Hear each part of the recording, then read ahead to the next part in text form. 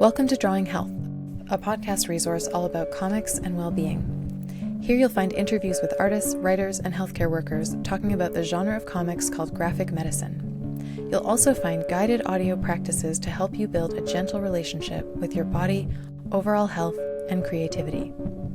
I'm Georgia Weber, comics artist and teacher, chronically ill and neurodivergent. It's my absolute pleasure to bring you this podcast in collaboration with the Sequential Artists Workshop, or SAW, a grassroots nonprofit comic school and creative community where I also teach the weekly class that gave our podcast its name. So listen and subscribe to explore the worlds of graphic medicine, creative health, and yourself with some excellent company.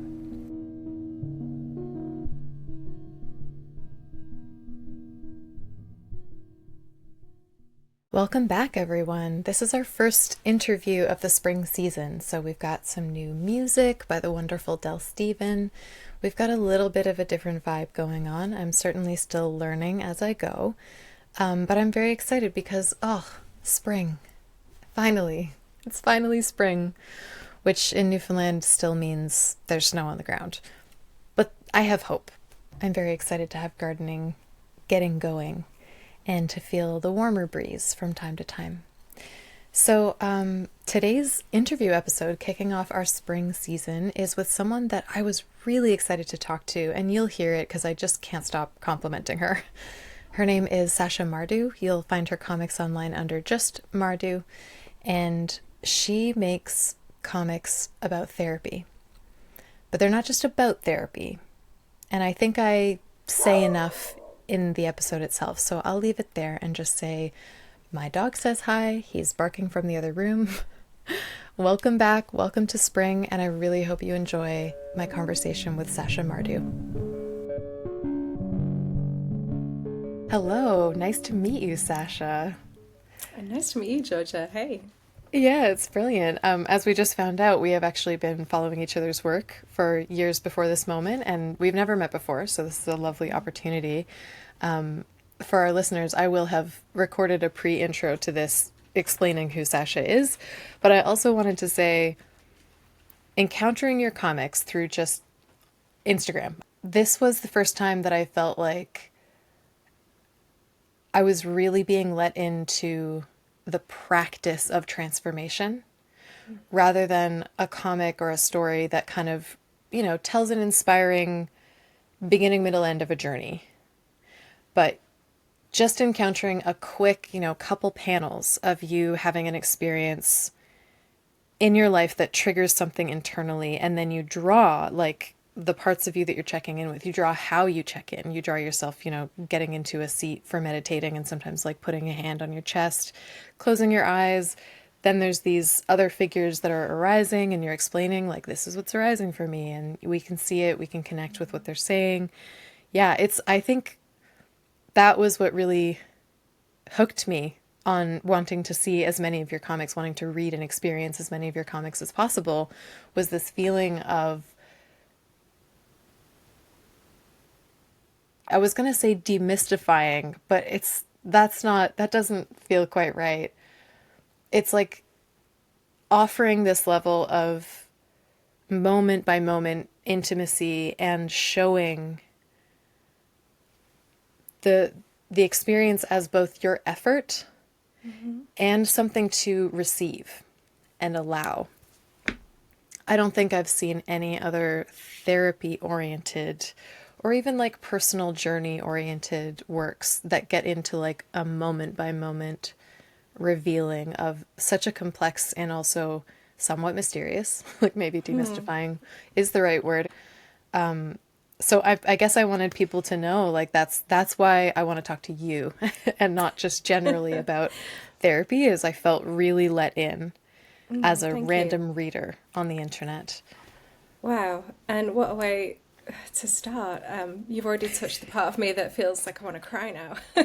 Oh, that's very sweet. It's okay. I don't mind crying anymore. I didn't used to have access to myself, and drawing was a whole part of doing therapy and having a sketchbook, keeping a journal, and making these things privately as I was uncovering this world inside of me of all the voices, the monkey mind, and with the particular therapy model I used, it gave me a way to actually tune into myself. And that was Mhm. exciting to me as an artist, but it started off as functional, like this was for me. And now the act of sharing it has become a muscle that I flex, and I'm not shy about sharing it anymore. And when I hear feedback like that, that it touches you because you recognize something in yourself, that's amazing. And to me, that's the magic that sharing creative work can put in the world. Mhm. Thank you. Yeah. Well, and I do want to thank you always for sharing those comics, but particularly now that I've also read your recent release, Past Tense, which is the like a full graphic novel. I mean, I do this frequently now where I never used to use the term graphic novel for a comic Yeah. because it's not fiction. But I have started to use it a bit more just because it feels like it does put the right idea in people's mind about what to expect. Yeah. When I say your entire comic, it doesn't, yeah, it doesn't inspire that in people. They don't really think of it as something serious or something that could be extremely different from the comics they've seen in the past. Yeah, it's my publishers use the term graphic memoir, which sounds equally clunky and new in my mouth, but I think memoir is a good way of expressing what the book is. The book is very different to the online comics, and yet anyone who's read my online comics will recognize, oh, it's her. This is the journey.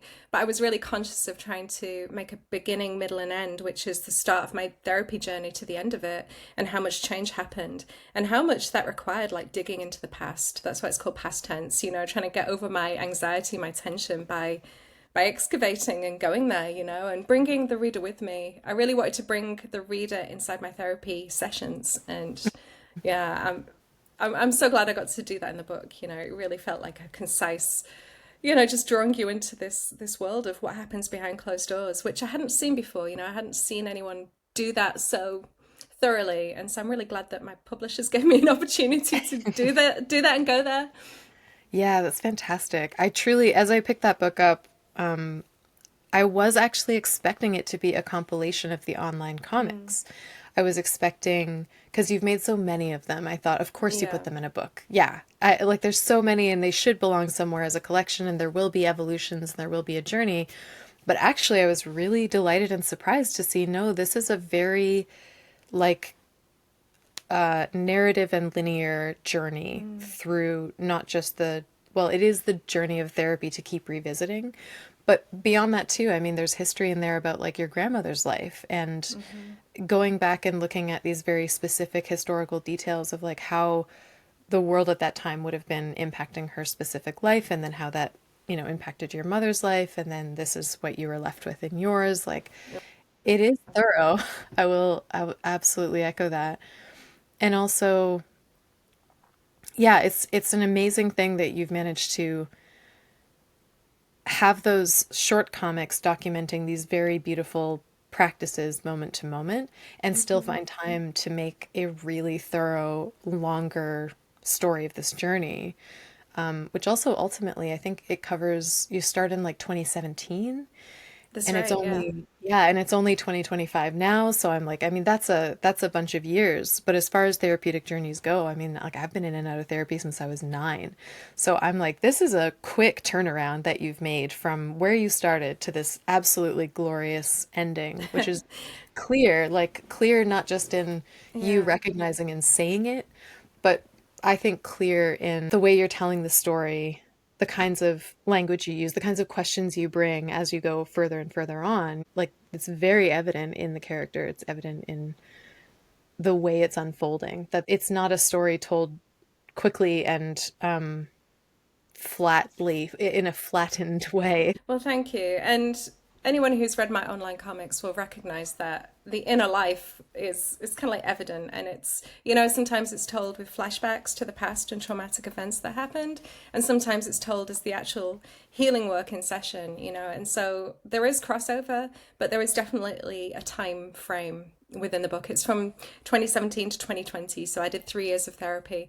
But yeah, I feel like the online comics I make, I hope they also serve to illustrate that even though I'm no longer in therapy and my therapy did end in 2020, that I took tools from therapy and I took them out, and they're with me now, and so I can continue to do this work of understanding myself. And there's a kind of, there feels to me a point in sharing it is that we're all kind of like going through stuff. It's like life is never easy, and we're always gonna like sort of find things to heal. Yeah, another great growth Yeah. opportunity is always gonna Oh, be waiting yeah. for you. So yeah, I still make the comics. I have shifted a little bit.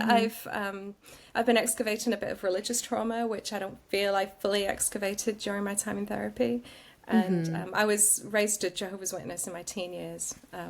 And so, yeah, that's something I'm exploring in my kind of current work. But I really am interested in sort of making long form comics. So we'll see where that goes. Yeah, absolutely. And I think you're really excellent at it. So I also hope Thank this you. isn't the last long form comic we get from you. That's super kind, and I really appreciate it. Yeah. And I'm curious, like I find it so incredible, beautiful, generous that people in your life, including your therapist, including your mother, like they all blessed you sharing this story. And I find it to be perhaps serendipitous, perhaps it's exactly why this was accessible to you to explore, that people around you gave permission, like your mother, like your siblings, permission to tell these stories that are also in part their story. Because I can imagine for a lot of people the immense anxiety of trying to just say their own truth is, what if other people are hurt by it, or what if they say no? What if they contest it? Like there are obviously ways people can fight you if they don't like how they're being portrayed. And it's a very serious issue in life to not breach one another. Is it breach? Yeah. Breach one another's privacy, broach one another's privacy. Well, at the same time, your mom with this incredible wisdom saying you have the right to tell your own story. Yeah, it's remarkable. Would you like me to speak a little bit about the permission structure in the book? I'm happy Yeah, to. I think that would be really important for people to hear. So my therapy consisted of like two strands in a way. One of it was counseling and talk therapy. And in that time, I feel like we really built skills, like how to have difficult conversations, how to look at situations from other people's point of view. It was really helpful for me because a big part of me felt like I could never speak up, right, as a kid. And then the other half was using a modality called internal family systems, where it was actually the healing side of it, where I would find parts of me that felt so lost or anguished, and I would like bring them to the present and reparent them, look after them. And so with these two strands, the sort of the healing work of IFS and the talk therapy, the counseling from a really skillful, family therapist, it's what enabled me to do it. And so actually having this conversation with my therapist when I realized that this is creative work I wanted to share in the world and not just hide in my sketchbooks, it really became part of it. And that was a growth opportunity too. And I will say that there are people that I asked permission because not hurting them was like paramount to me. And that includes my half siblings and my mum, my therapist. And then there were people that I did not ask permission, like people that I found ways to protect, be that changing names, changing locations, changing identifying things.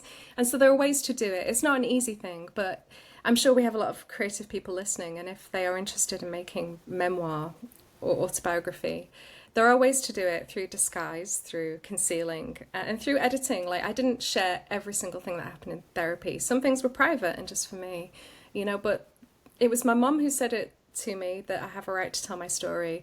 But my therapist had already said that to me, like you have a right to your story and a right to heal. And so when my mum said it, it was like a ringing of a bell, like, oh, I really am allowed to do this. And there are ways to go about it.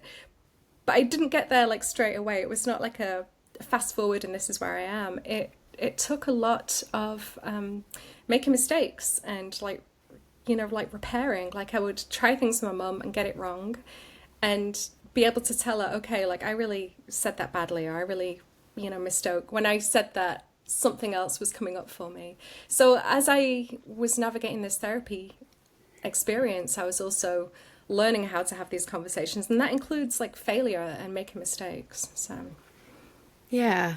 And those things might be far too much to try and communicate to an audience, but we see the evidence of the learning and the evidence of the growth there, which also makes me think that if you were going through that process of learning by making mistakes and also owning those mistakes and coming back and trying to repair it, that you were likely, I obviously don't know how your mom feels about it, but you were likely showing her that she was allowed to do that too.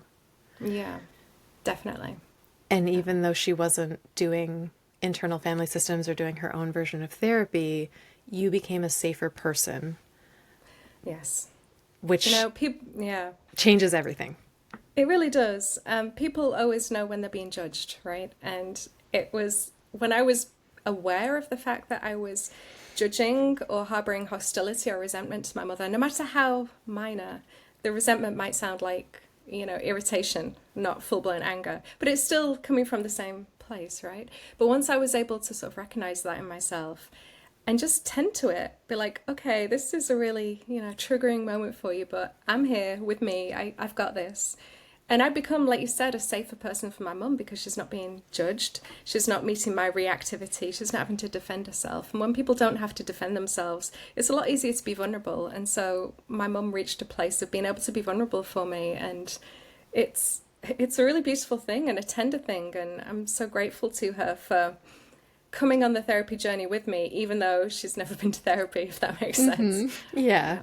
Yeah. Yeah. I mean, that also strikes me is that I could imagine that other people might be hearing us talking about this or reading your comics or reading the book, that they look at what you had as, these family relationships and even the resource of those therapists who really got you, like really, Mm-hmm. you know, having a therapist where you can actually feel the gift of each session, or at least the connection, the insight is like valuable to you, that you respect it right away, doesn't happen for everybody. Or Yeah. it might Yeah. take, several tries at several different therapists. And you do mention when you decide to start working with a woman to do specifically IFS, that part of that is the expense of having to catch that therapist up on all Mm-hmm. of your lived experience so they have a foundation of understanding.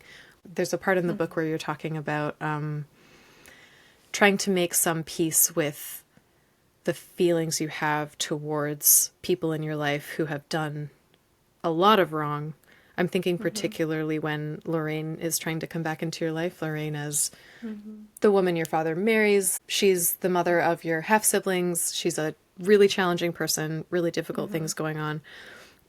And what the therapist is saying in there is what I was really happy to see come up, because it does kind of allow a little space for, like, yes, it can go one way, like the way it did with your mom and this journey being supported and feeling right. But there's another way of, like, actually, if this person isn't ready to heal, I can't really even be a part of whatever the story is that they're Mm-hmm. living. Yeah, I was really, really touched and really happy to see how you had these really beautiful examples of the resources and support that you really needed to go on this journey, especially to heal the relationship with your mother, because it's a very significant relationship.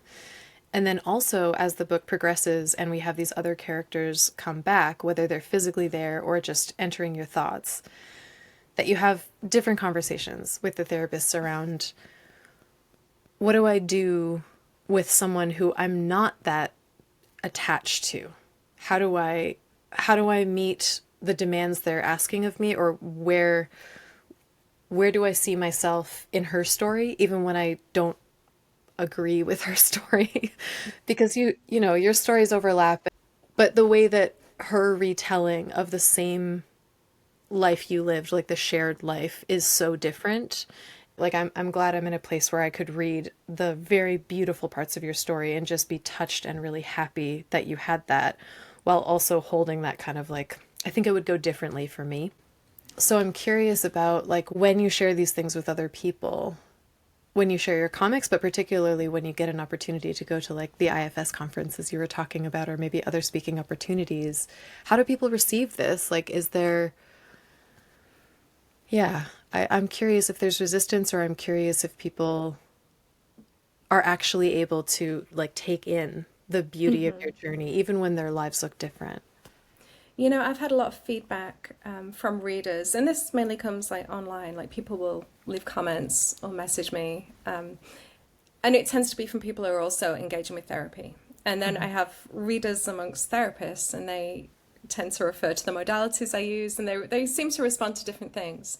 But to answer your question, so I mentioned my stepmother. She's a thread in the story, and she's an incredibly difficult person. And we all have difficult people in our families, right? I think in my case, we're talking with someone who has done quite extreme things. So my stepmother basically took my father back after he had abused one of her children. So like, who would do that, right? It's still shocking to me when I actually speak her history out loud. For all that, she is kind of a kind, well-meaning person. So how do you take, the very facts of like what she has done with her life and who she is and how she still has to get up each day and go to the shops and be a person in the world.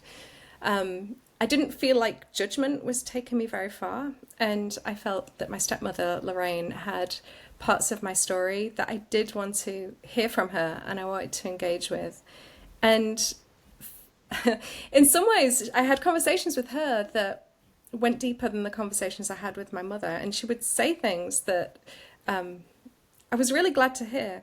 For example, in one conversation I had with her, I asked her like what was on your mind during this era when all these crazy things were happening? Like, how did you think it was affecting the kids? And she said to me, I just didn't think of like what it was like for the kids. It didn't even occur to me. And it was kind of brutal, and it was really honest. And that level of like honesty is like, I'm ready for it. I've been to therapy. I just want the truth no matter how bad it is. And so that's how I feel towards it. For the reader who comes with me on that journey, I can understand how it's difficult to get your head around it. I didn't, and it was having a therapist who has heard far worse things, far darker things than what I took to him. He could like be completely honest with me. It's like, if you want to navigate a relationship with this woman, and for a time I did, we're no longer in contact. You really need to understand what boundaries are and how they work, and not be shy about imposing them. And so actually kind of like making boundaries about what I'm okay with and what I'm not okay with, and how to protect myself whilst also being kind of like honest and vulnerable and getting to the deepest parts of myself. It really like it took 3 years. It took 3 years to do that. And I didn't know it was something I could do. And to me, that is the gift of therapy. It was like lessons in how to be a human being and navigate all the difficult stuff that life will throw at you. Nobody had ever taught me that stuff before. I had to like go to a therapist and pay like $150 an hour to to get these lessons. And in a sense, it really spoke to why I wanted to share this work, because I didn't know what therapy was going to be like before I went to it. I'd seen depictions of therapists on TV or in movies, and they're always kind of like usually depicted as kind of like charlatans who are just taking your money and like saying the same old things. Like, so tell me, how did you feel about that? Yeah, exactly. But therapy wasn't actually like that. It had all this useful stuff that is like, God, this is life-changing for me. So if I didn't know what therapy was like, I'm sure there's a lot of people out there who don't have access to therapy who maybe could benefit from hearing actually what it's like and how some of this stuff can be applied to people's own lives. Absolutely. That was my intention for it. Yeah, and that's brilliant. I mean, another thing it makes me think of is the way that drawing the comics can be a part of it, or its own therapy. It's not the same. And I think we do maybe use the word therapy in a too broad a sense sometimes. But something that soothes you, or something that helps you process something that you're expressing within, and it's safe and it's just for you. It's a free space, like making art, reading books. I mean, any kind of creative expression, obviously, but you're giving people access to something by showing them in your book that this is possible. And picking up a book does that for me quite often, and picking up yours definitely has that effect. Even as someone who's been in therapy for a very long time and tried many different modalities, having a book where you're just privately and internally through the reading, going with you on that journey, is certainly inspiring and just kind of opens little corners of my psyche and my heart, like as I'm reading. Well, thank you. I think something should be said about creativity. So in the therapy model I used, which was called Internal Family Systems or IFS, one there's two aspects to it. One of them is getting to know the parts of yourself. So say you have like an inner critic who always pipes up in your head, or you know, you have like a mother bear part who feels intensely protective towards your kids. Whatever the part that kind of comes up, it's getting to know those parts. So that's one side of it. And then the other aspect of it is recognizing that underneath our trauma, underneath everything that's happened to us, we have a core self which isn't damaged, which we can access anytime. And you know that you're accessing that place of core self when certain qualities are available to you. And those qualities include like compassion and courage, and creativity is one of them. And so I feel that because during my therapy journey, I used creativity kind of like every day. In my sketchbook, I would get these big sheets of paper and just let my parts draw what was coming up for them. I drew a lot of crazy stuff that will never see the light of day that I've destroyed. But the thing is, I was engaging with creativity, and it meant that like a big part of myself was available to me, and it helped me enormously. And I think it made therapy faster than it would have been otherwise. And it also meant that outside of therapy sessions, I was staying connected to myself and staying connected to this healing energy that was becoming more and more available, you know. And so I think a lot of people use kind of creativity, you know, like art therapy is one way, but people will journal, people will draw, and it doesn't have to be public. Like I took the decision to make it public 2.5 years in. I didn't start Yeah. off making public work, you know, so. Yeah, that would definitely color what you're willing to let out of yourself if you know it's going to Right. be seen by other people. It's a And I don't very think it would different have been safe for experience. me to kind of like share this stuff and get feedback while I was Oh in the yeah. middle. It was so Yeah. difficult. It was so painful and so difficult. You know, I cried a river Yeah. and I Hmm. didn't enjoy it. I didn't enjoy the process of like getting to meet my own pain. But Yeah. whether I liked it or not, it was in my nervous system. You know, I was carrying it around. And the difference between me before therapy and post therapy is that I feel so different in my body. You know, I feel light and buoyant, and I mean, stuff still happens. I still get anxious. I still have rough days, but I don't feel like my body is kind of like heavy and protective in the same way. It's just a really different way of being in the world since I got to like actively heal a lot of trauma.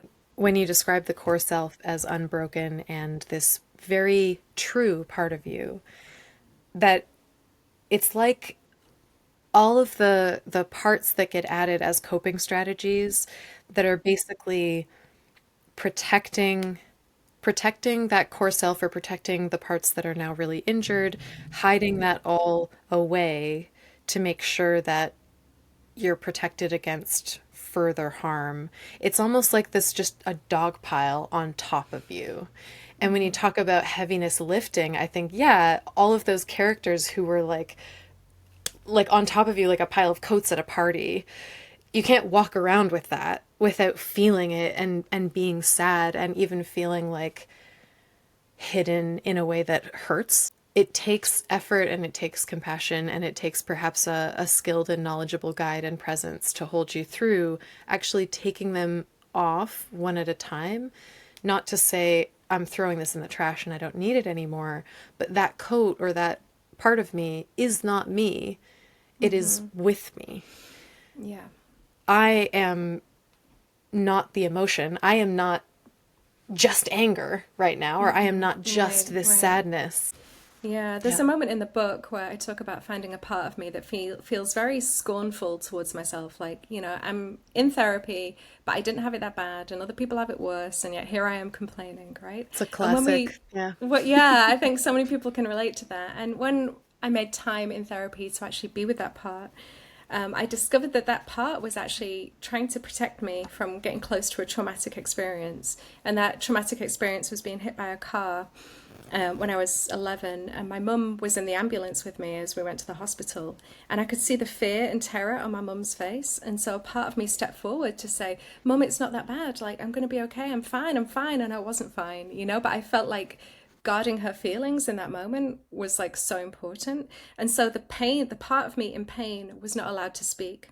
And when we stayed with that, the part of me that wasn't allowed to speak at 11, she was directly connected to a part of me who was 3 years old, who was left to cry it out by my very angry father. And so, I had to like stop crying and go to sleep, but I couldn't. So, and that pain, that anguish. And once the energy of all those parts began to sort of come up in my nervous system, in the room with my therapist, it's like the sun coming out. You can imagine parts are like clouds, like covering up the sun. And then once those parts actually like move back, the sun is always shining, even on a cloudy day, we just can't see it.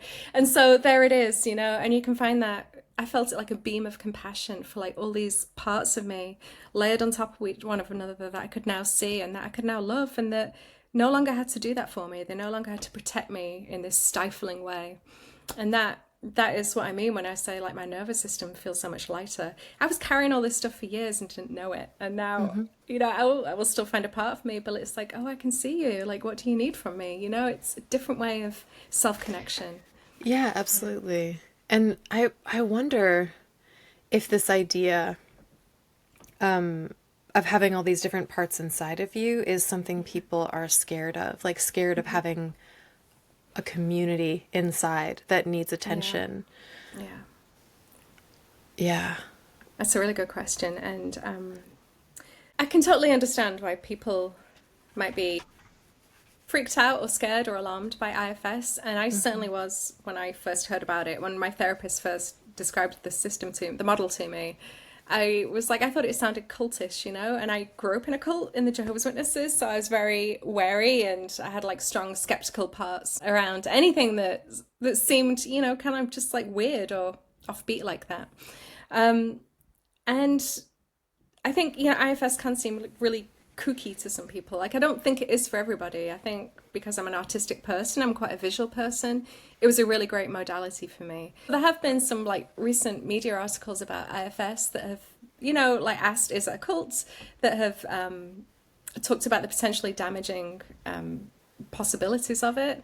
And, I think it's like really important to say that, yeah, like anything used improperly can be a bad thing, and that wasn't the situation for me. And, I went through 2 really skillful like IFS practitioners who are highly trained. And so I do IFS on my own now, but that's with the caveat of having healed a lot of trauma and having learned the model from therapists. But I also think that having grown up in a cult, there are criteria for what a cult is. And IFS simply does not meet those criteria at all. I mean, the fact is, you can tell the founder of IFS to his face that you take issue with his, practices or his model, and he'll be like, "No, fair enough." You can actually like challenge it. And with a cult, when you're in a cult, you cannot challenge these ideas. It's a very closed system, and IFS is actually a very open system where the model has evolved and changed, and people have brought different things to it, and it can be used with other models. So people use somatic experiencing and IFS. I've done that personally. I've used the 2 together. People use EMDR and IFS, and the fact that it works well with others is another reason why it's kind of efficient and helpful to my mind. And obviously, I'm not a therapist, but just talking from my experience. Yeah. Of course, yeah. And well, I think those things are important to bring up because for folks who haven't tried it, they wouldn't have the insight you do as to see it has flexibility. It has, it's not that if you agree with IFS, now you're in and you're stuck here. Right. It plays There's well actually with nothing others. to join. Like, I don't belong to a club or anything. Yeah, exactly. I do have a question for you as well, because you're using this all the time to take care of yourself, which is beautiful. And it does speak to that idea that like healing is a practice, and I don't personally think of it as something that finishes. With all this practice, and especially with making comics about it, letting people into your experience, is there a career shift in your future, do you think, where you'll want to do more than make comics about therapeutic models and actually start working with people? No, I really don't think so. Cool. I really love psychotherapy, and I found so much kind of like wisdom and freedom there, and I love being able to shine a light on things, and I feel like as a cartoonist, that's what I can do. I can shine a light on things, But I'm primarily, I mean, I was a cartoonist before I started therapy, and I will continue to be a cartoonist. And I'm really interested in making fiction, and I'm really interested in using my experiences in a transformative way. And so, for example, like, I've mentioned the Jehovah's Witnesses a few times. Like, I've actually started making comics for that community right now, trying to connect not just deconstruction, which is a part of religious trauma healing, where you actually deconstruct the harmful beliefs that you once carried, but actually what reconstruction looks like. And that obviously includes therapy for me, or, therapy practices. And so I'm trying to kind of like bridge a gap between these different communities that I have, like former Jehovah's Witnesses and, therapy people. And also, I am a fiction writer. Like, I love making fiction. That's my first love. And so kind of like going back to my roots is the next thing, like making these long form works of like fiction, actual graphic novels, not memoirs.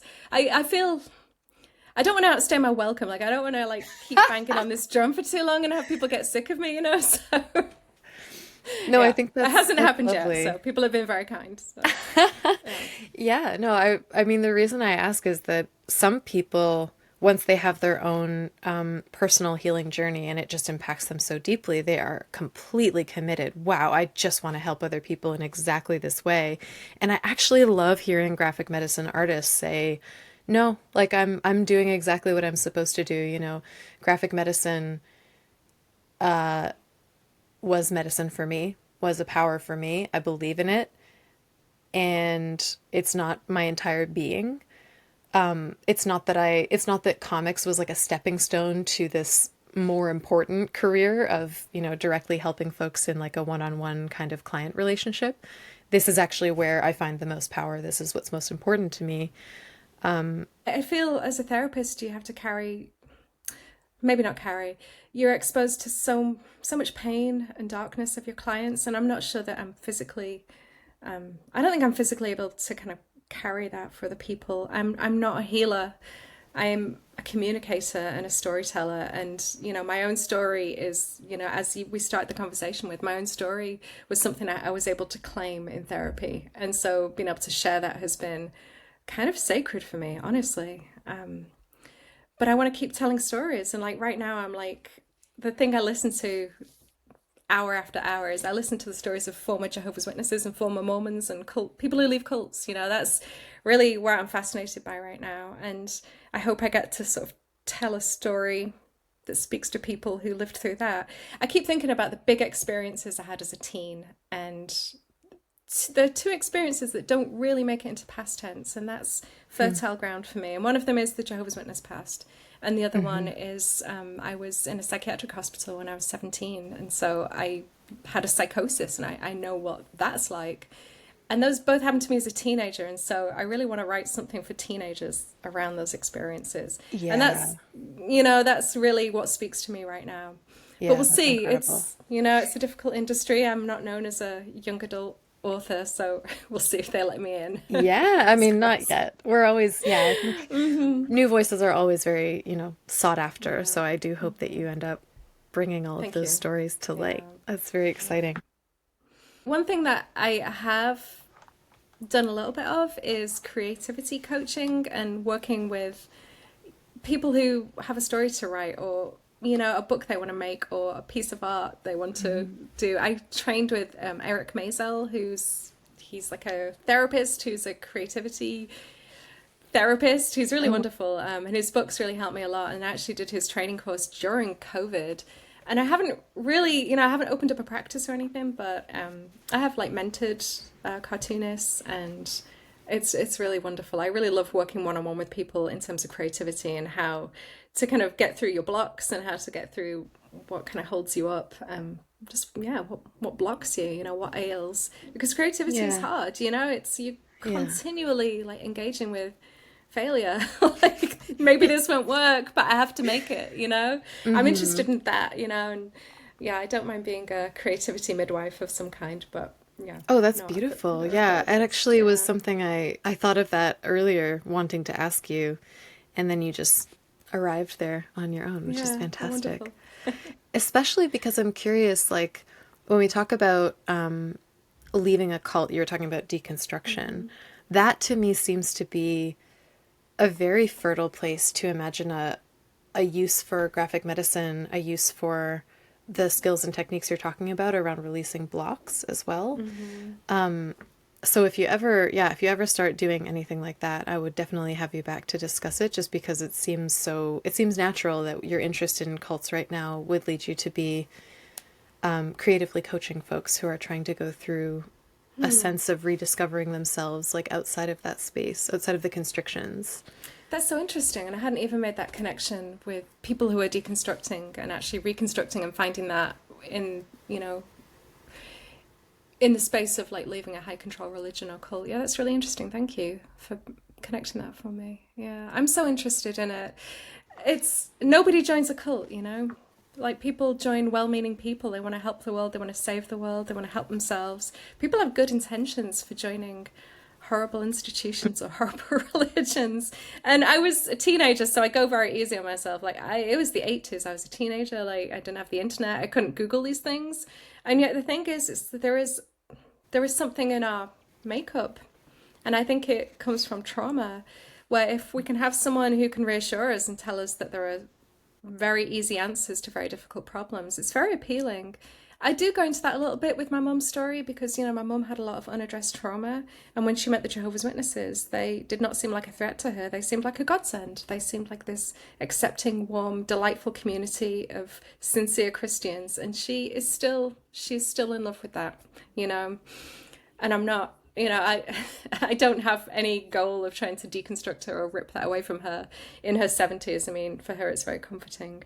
But for young people who were born into this religion, leaving it means they lose everything. They get shunned, they get cut off, and it's not okay. Like it's so damaging to young people, and I have a taste of it from my own life, and so yeah, finding the stories of people who've been through that and maybe being able to shine a light on some therapeutic tools, that's really what interests me right now. So thank you for making time to talk about that. Oh, of course. I mean, I'm here to Yeah. talk about anything that interests you, and it just popped up as like, if you love creatively coaching people and this is a fascination of yours, there is a space for that. And it's also a space you kind of create. Like, this is one of the things about graphic medicine as a field, is that we are still very much making the space for ourselves. Like, there aren't invitations, there aren't pre-existing structures, there aren't other people's paths to follow, especially as we find there are millions of paths. Like, there could be as many paths as there are people, and there's just a few who have kind of pioneered a space that aligns with themselves that we can look to and say, okay, maybe I want to follow that person in that path, except my interest is actually over here where there is no path.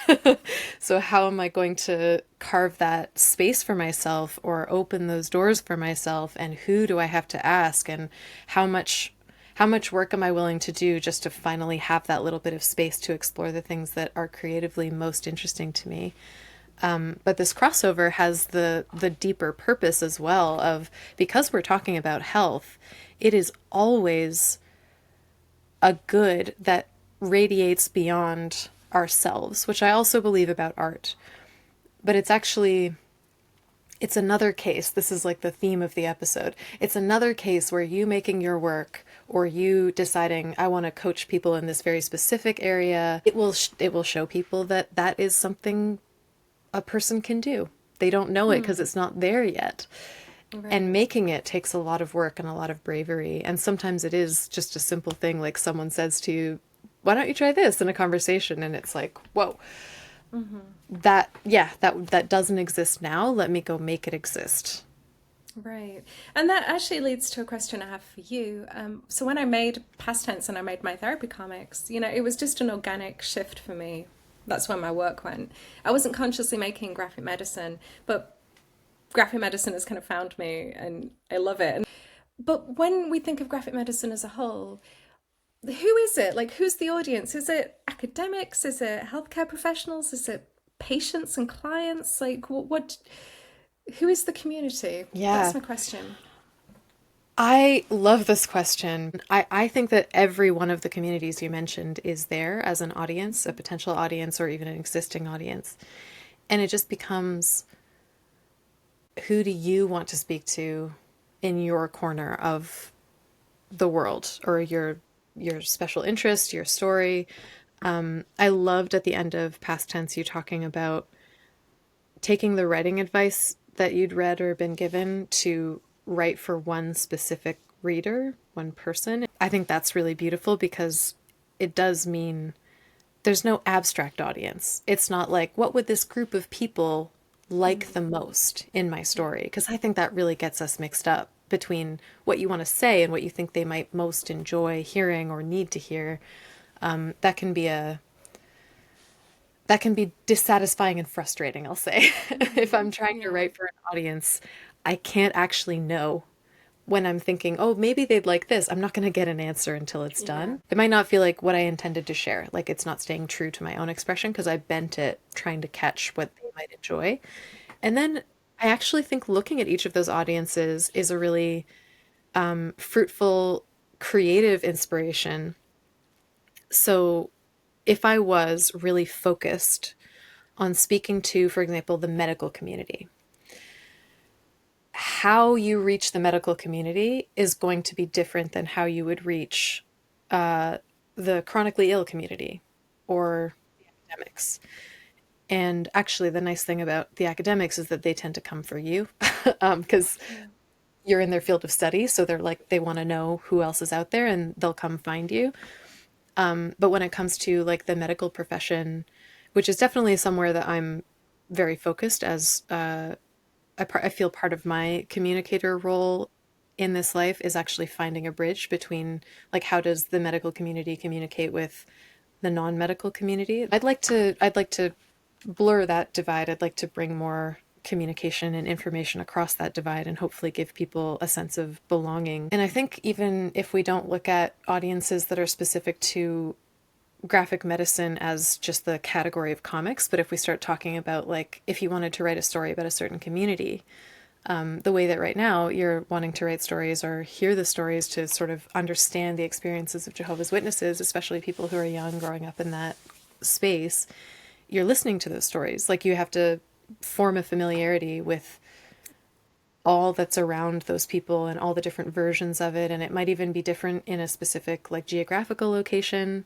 You know, the Jehovah's Witnesses here in this one state in America might be having a totally different experience than the Jehovah's Witnesses in the UK. Like you've got to be really interested in whoever you're trying to talk to.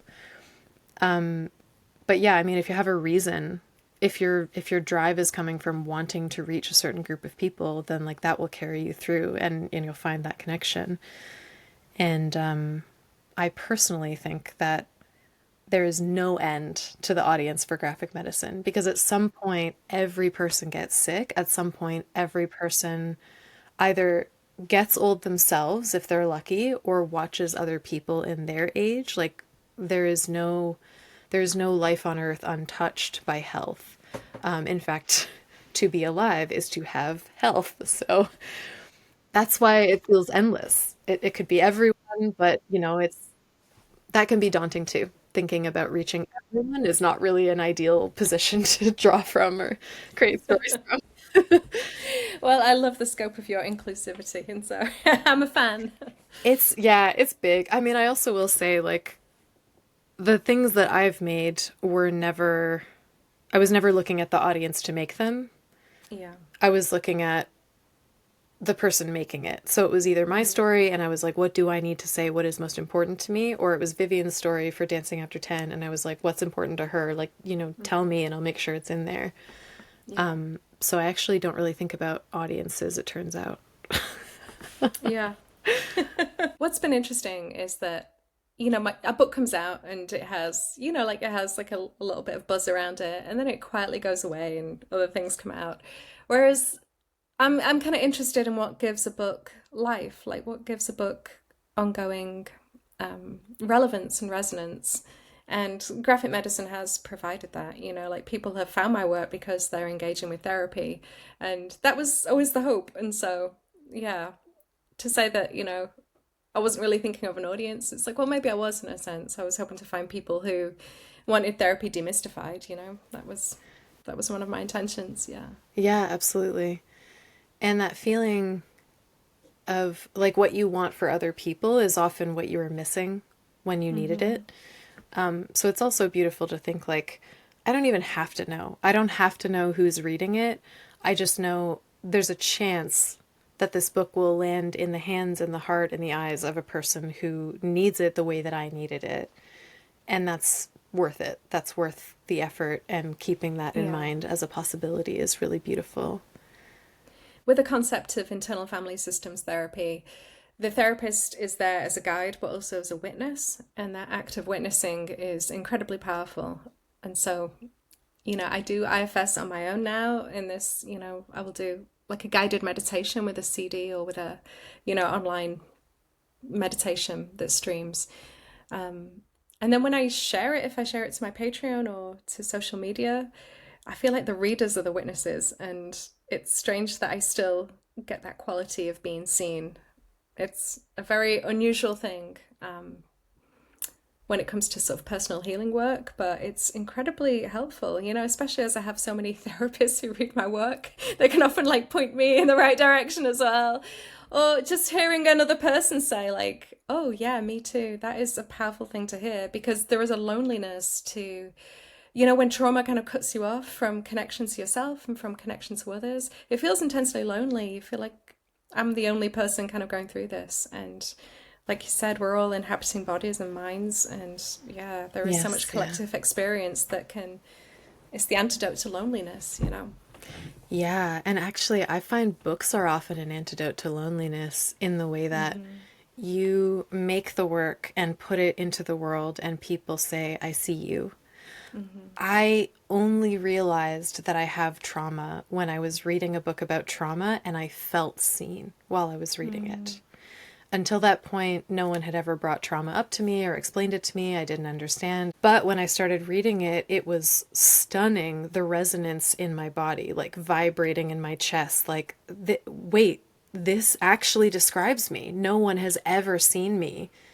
This book, it's just words on a page. I didn't have the benefit of a comic about it, which now I would love. I would love to Yeah. read as many comics about that as possible, because images do that magical thing, accessing our minds, accessing our visual literacy, our memories. Like, it happens so quickly. The Yeah, and I think impact would be the different. youngest parts of ourselves, because we learn to read pictures before we learn to read words, and so something Absolutely, very young in yeah. us can kind of just find resonance in that. Yeah, Yeah. So that, I mean, it's remarkable that we can be seen by each other's stories even without having that connection of knowing the person or being there in the present moment with them. It's just one of my many arguments for why everyone should make a comic and everyone should make stuff about health and tell all the yeah, specific weird things that they think nobody knows about or cares about, or like make a comic about your pimples, like make a comic about you, like you did, you had acne at this time, and it's yeah. relevant in the That's right, book, right. but you don't Yeah, have to make it something that's like a big journey so that the pimples are significant. Like, other people are, experiencing pimples and struggling with them and having health misadventures trying to repair or hide that experience. So I feel like I'm just going to constantly be telling people, like, just try, make a comic about it, or tell a story about it. Tell a friend something that you didn't think you wanted to tell, specifically around health.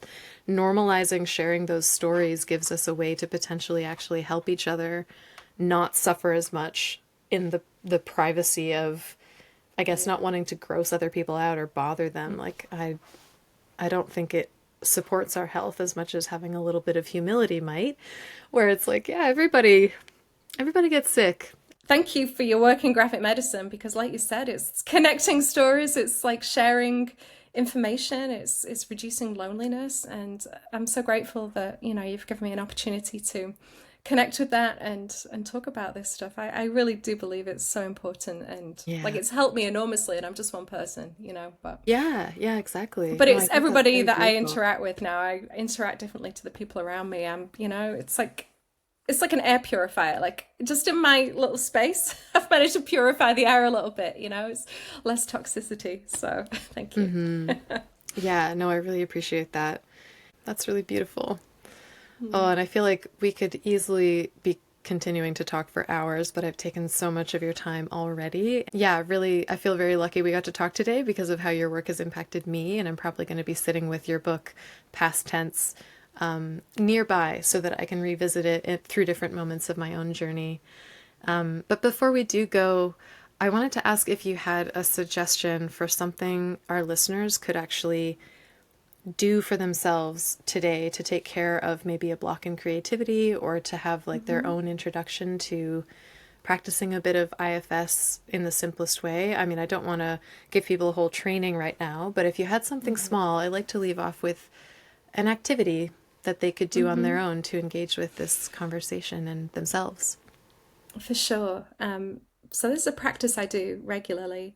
And it is just identifying, like, what is it I'm feeling right now? And I usually like close my eyes to do it. And I feel into my body. And like whatever is there, whatever comes up, it might be a bit of self-doubt or just like feeling small. It could be feeling annoyed. Whatever it is, just asking yourself, like, okay, what does that part of me that's here today, what does it need from my core self? Does it need like some compassion? Does it need bolstering with a little bit of self-confidence? Does it need some courage? Do I need to like find a way to feel a little bit braver to help it? Does it need to feel connection to someone else, to outside? Does it need creativity? Does it need time to sit and draw or make something or do something beautiful? So I go through that list of qualities of self-energy and I just locate the word that resonates the most. And so for me, like, self-doubt has been coming up a lot.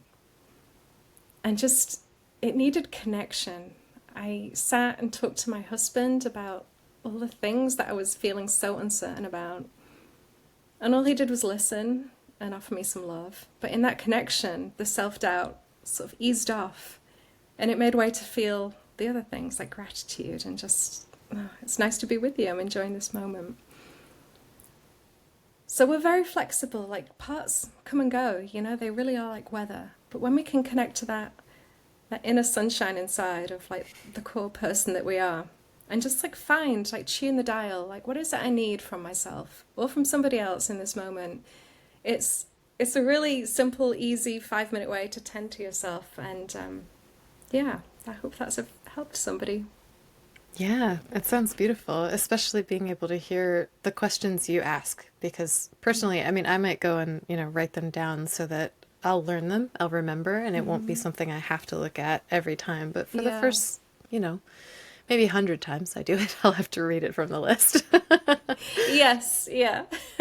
Yeah. They all begin with a C, which is helpful. But then there are some P words too, like patience or playfulness or presence, perspective. They're really helpful too. So yeah, finding those beautiful. P words and the C words, maybe we can link them in the Actually, description. we will. Yeah, yeah. Okay, like good. I said, this is always intended as a resource for people. So anywhere we can spread that information, bridging connections, like, yes, we will put all the I love links. that. Thank you. And yeah, and so grateful for you for being here today and sharing so much. We will definitely be encouraging people to go and just look up your, I guess, Instagram account or Patreon is the best place to see your Instagram regular is comics. great. Yeah, Mardou draws. Yeah. There you go. And then we've got Past Tense is one of your books. Actually, there's another one we didn't mention. Would you mind reminding me the name? I just looked at it today. Sky in Stereo. It's Thank like an you. autofic novel from 2019. So Yeah, and I would imagine reading both is a very beautiful journey, and like seeing the way you're crafting a story at that point and then seeing this journey you go on and where you may end up. I love the way that when people create comics or any form of art over a length of time, you can actually put it in chronological order and watch or listen or see this evolution of where they decided to go from where they began. So I'm very excited for that with you. Thank you again. We will have you back, and we'll end there for today. thank you so much, Georgia. It was wonderful. Oh my goodness, what a lovely human. I'm really happy Sacha and I got a chance to talk, a chance to meet. And it does feel like we talked about a lot, but as I say with most people, that podcast could have been many more hours. I feel like every time I say it, I'm threatening like that might happen any day now. So I don't know. If it does one day, then don't say I didn't warn you. I want to talk to people for as long as I possibly can, even when my voice is tired, even though I'm still delicate in the throat. It's a beautiful way to connect. So I really appreciate you listening. I hope you enjoyed that. Also, I really encourage you to check out Sacha's IFS Comics website. I've got the link in the show notes. And to take a look at her book, Past Tense. It was a moving and, I would say, a therapeutic experience for me. So it reminded me of the magic that stories have, the power they have to change your heart and change your life. So I hope you seek it out. I hope you enjoy her comics. I hope you enjoyed this episode. And please do let me know if you tried any of the things Sacha mentioned. And if you want to share with me, I am more than happy to receive a review or a comment or a message. You just write whatever you like. I read everything and I'll be very happy to hear from you. If you loved listening to this episode, or if it stirred something new in you, I'd love you to leave us a review. Sharing your experiences is a gift to yourself and others, and definitely me. I love learning how my offerings land in other people, and it really helps the show to find those who need it. If you want to connect with myself and others who are practicing drawing health in community every Saturday, just go to drawinghealth.com and sign up for the weekly live class. It's truly some kind of magic, and it wouldn't be possible without our hosts, Saw. The Sequential Artist Workshop is a grassroots, nonprofit comic school and creative community. At SAW, we teach people how to tell stories and make comics in Gainesville, Florida, USA, and around the world via our online courses and resources. Go to sequentialartistworkshop.org to join our community of learners and artists today. Our spring season theme music is Piling Up the Stones by Del Steven from his independently produced record, Good Spirit Inner Station. Explore Del's many albums at delsteven.bandcamp.com and be generous with him as he is so generous with us. Thank you, Del. This podcast is for information and exploration purposes only and is never intended as medical advice. Every viewer and listener is encouraged to seek medical attention at their own discretion. This podcast and the guided practices are tools for listeners to support their whole health and should always be used with care.